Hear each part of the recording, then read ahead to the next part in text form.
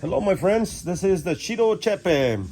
Today we're gonna show you how to replace a filter and clean a filter on a steel MS 460 Magnum. This chainsaw does not start. There's a bad connection in the system. I guess it could be the carburetor, could be the engine, or could be maybe just not enough fuel. We'll find out and we'll see if we can make it work.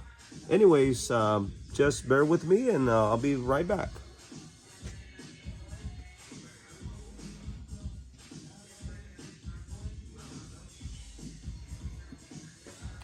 So first of all, we're gonna take the